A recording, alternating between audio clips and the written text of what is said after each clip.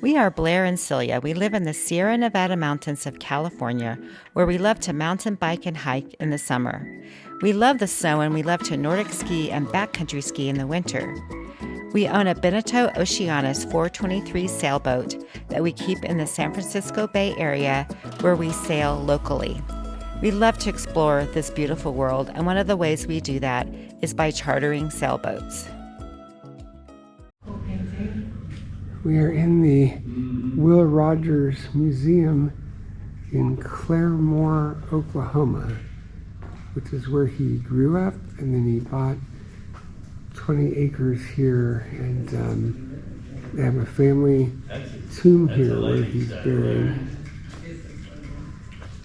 He passed away in 1935, so now a long time ago.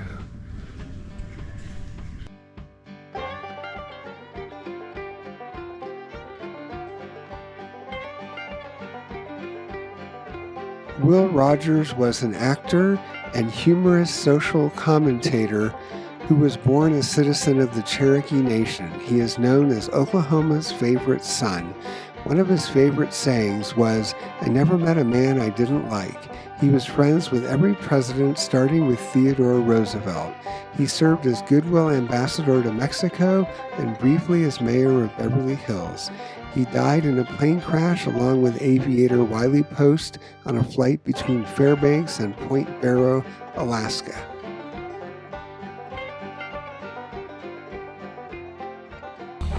What do we got going on here? Oh, we're at the Pioneer Woman's Lodge where she films her show.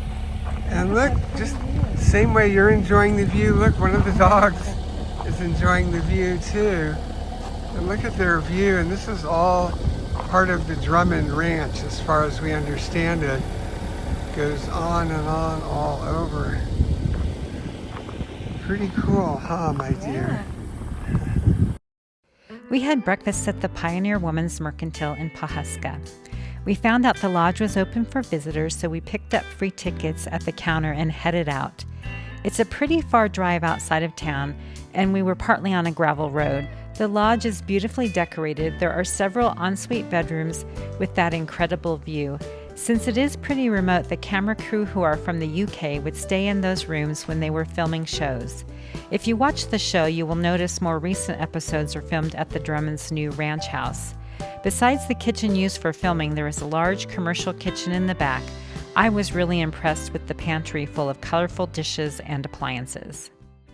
The fireplace is original. It's a stretch to say it's original. It was tall and more slender.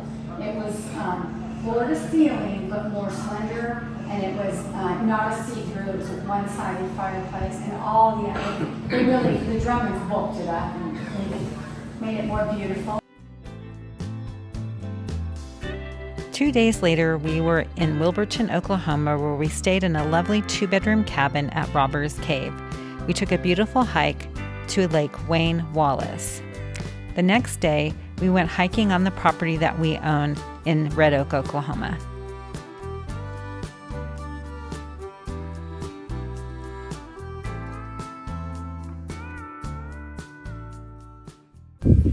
So this is the church where my grandpa was the pastor. It was a Free Will Baptist church.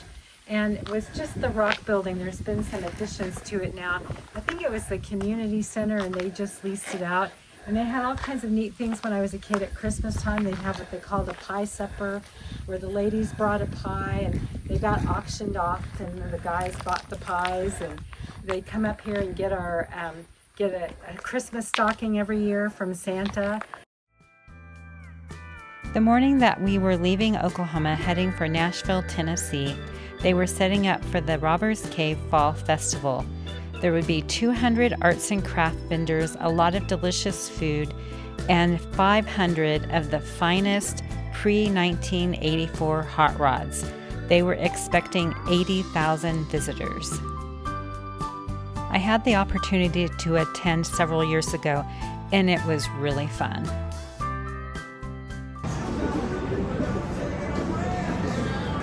All right, here we go. We're getting close now. We just went through security. You don't want to go to Nashville and miss the Grand Ol Opry, so we are on our way in, and they were celebrating 100 years. The special performer of the evening was Vince Gill.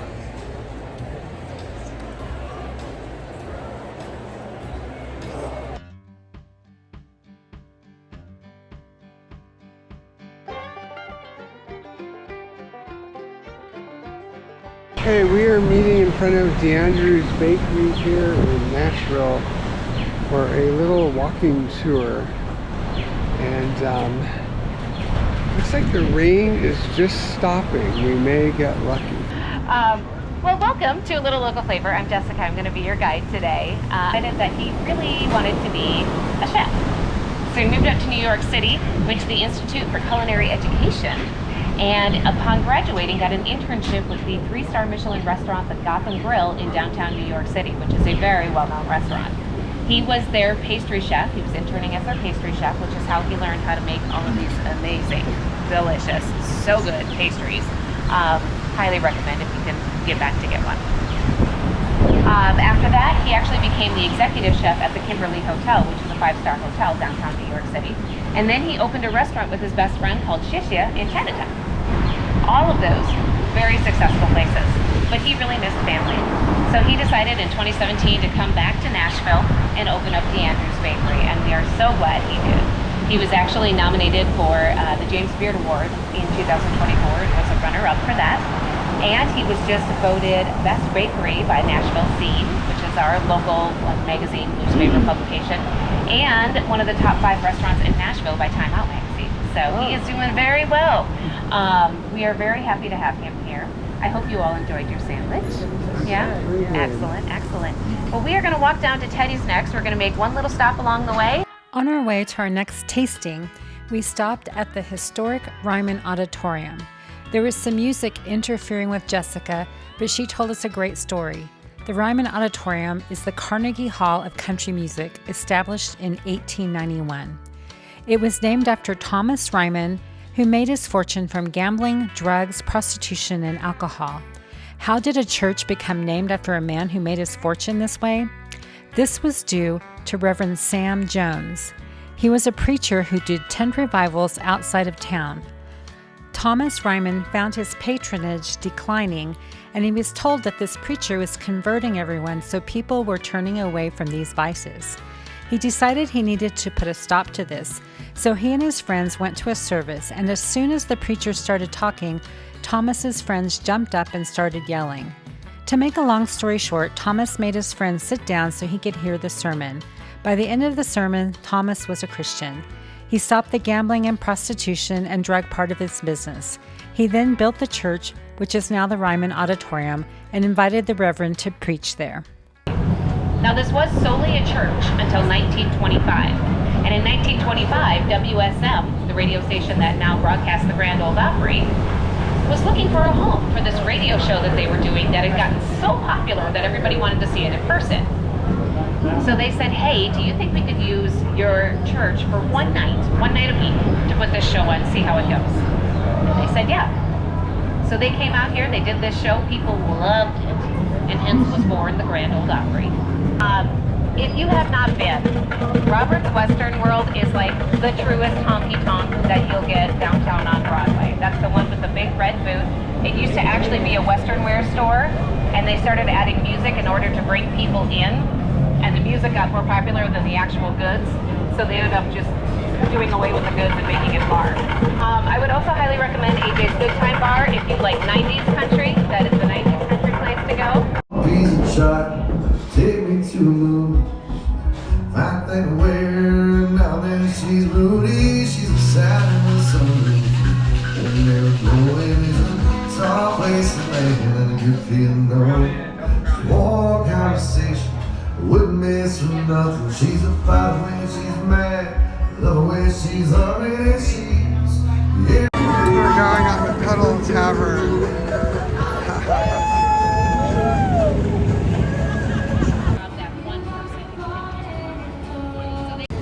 Up in this area, and he is incredibly passionate about saving as much of old Nashville as he can. He grew grew up going to Acme Feed and Seed when it was still Acme Farm Supply. Now that was the place to go on the weekends. On Saturdays they would have like a bluegrass band playing out front. They did free flea dips for dogs, and you could get into a raffle to win a Purina pig that could either be a pet or dinner, you know, whichever you chose. So he was very passionate, and when this building actually ended up being vacant for about 13 years, and then we had that flood, and then all these corporations came in and started buying out most of downtown, he was determined to save as much of Old Nashville as he could. So he bought that building and he restored it, and when you go inside, you will see a building that is almost identical in structure to what it was in 1891 when it was built.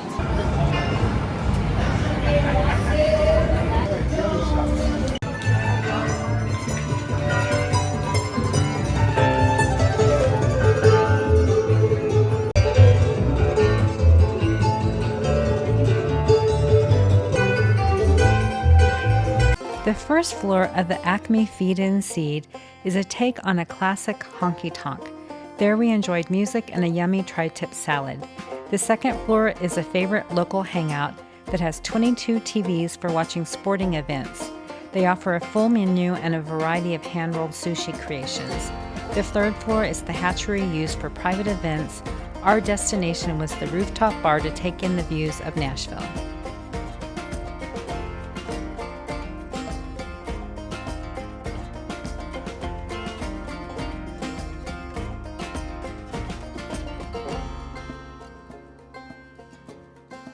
We are at Acme Feed and Seed, and we were just up on the top of the fourth floor looking around, and great continuous music here, quite remarkable.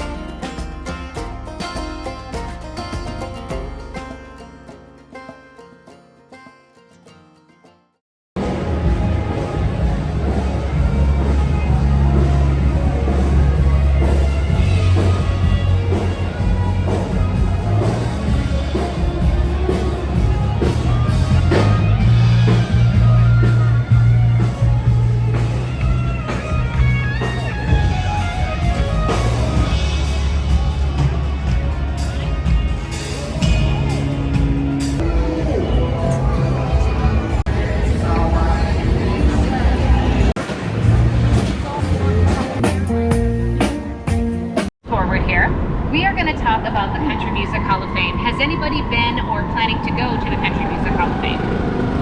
No? Well, there's a lot of cool stuff inside of there. It is a really interesting place, lots of memorabilia. But my favorite feature by far is this rotunda that is on your left. Now on the top of the rotunda there is a little radio tower. That is not a working radio tower, that is a nod to WSM, which was the radio station that began the Grand Ol Opry. This musical score around the building here represents the circle being broken, music by the Carters.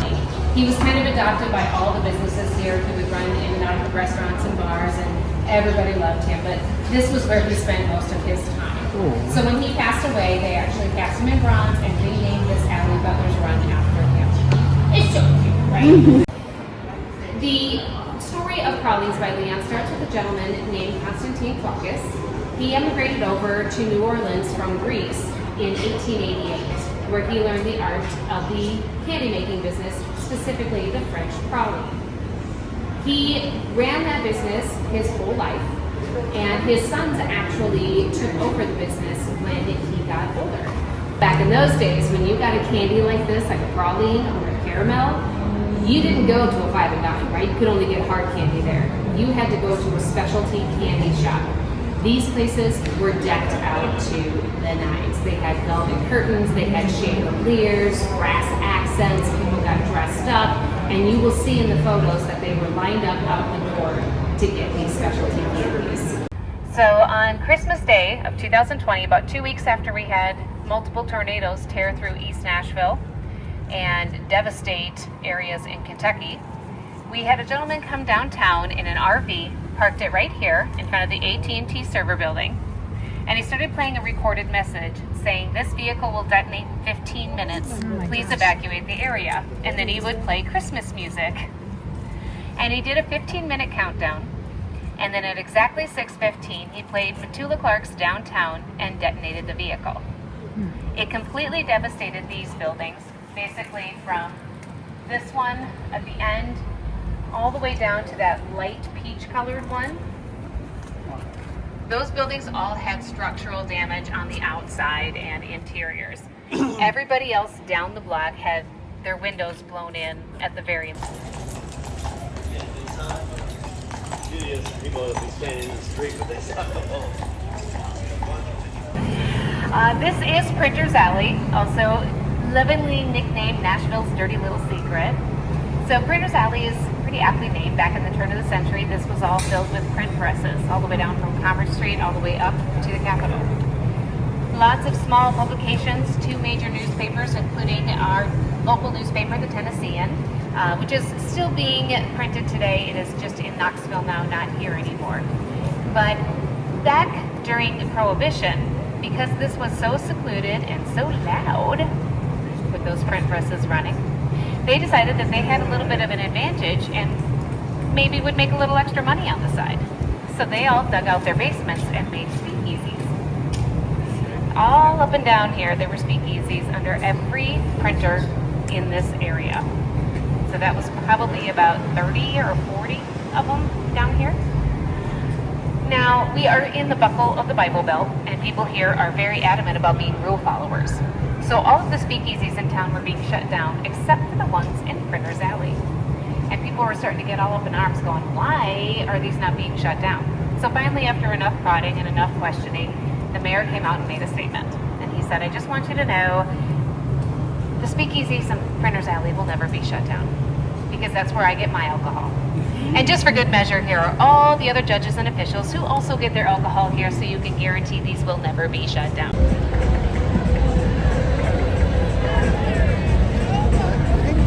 This purplish building is Tootsie's, where Willie Nelson and Chris Christopherson, and I forget there's a third guy, hung out there. Now that it's getting into the late afternoon, it's getting busier.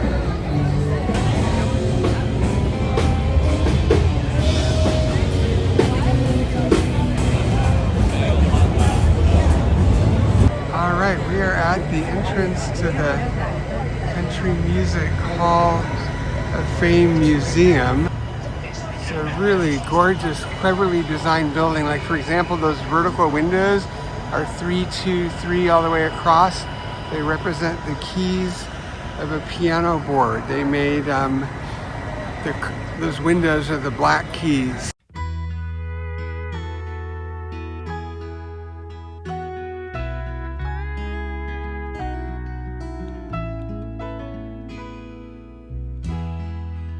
All right, we are going to head into the Taylor Swift Education Center.